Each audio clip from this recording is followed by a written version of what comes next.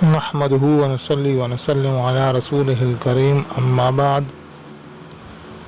ناظرین کرام، حضرت ابن عباس رضی اللہ عنہ سے روایت ہے، وہ فرماتے ہیں کہ حضرت جبرائیل علیہ السلام آپ صلی اللہ علیہ وآلہ وسلم کی خدمت میں بیٹھے ہوئے تھے کہ انہیں اپنی اوپر کی جانب ایک تیز آواز سنائی دی۔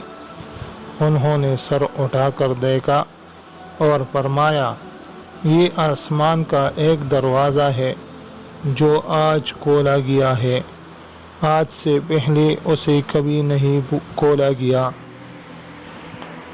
پھر اس دروازے سے ایک فرشتہ نازل ہوا۔ حضرت جبرائیل علیہ السلام نے عرض کیا، یہ ایک فرشتہ ہے جو آج زمین پر اترا ہے اور آج سے پہلے کبھی زمین پر نہیں اترا۔ اس فرشتے نے حاضر خدمت ہو کر سلام کیا اور عرض کیا، یا رسول اللہ صلی اللہ علیہ وسلم، آپ کو ایسے دو نوروں کی خوشخبری ہے جو صرف آپ کو عطا کیے گئے ہیں۔ آپ سے پہلے کسی نبی کو وہ نور عطا نہیں ہوئی۔ نمبر 1، فاتحۃ الکتاب۔ نمبر 2، سورہ بقرہ کی آخری آیات۔ ان دونوں میں سے آپ ایک حرف بھی تلاوت کریں گے تو اللہ تعالیٰ ضرور آپ کا سوال پورا فرمائیں گے۔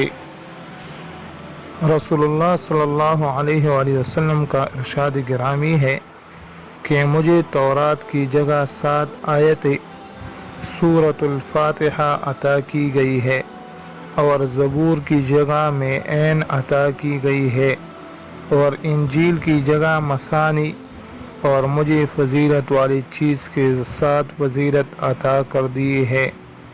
ناظرین کرام، میں عین سے مراد قرآن مجید کی وہ صورتیں جن کی آیات 100 یا 100 سے کچھ زائد ہو، اور مثانی ان صورتوں کو کہا جاتا ہے جن کی آیات 100 سے کم ہو۔ حضرت عبد الملک بن عمیر سے مرسلاً روایت ہے کہ رسول اللہ صلی اللہ علیہ وآلہ وسلم نے ارشاد فرمایا، فاتحۃ الکتاب میں ہر مرض کی شفا ہے۔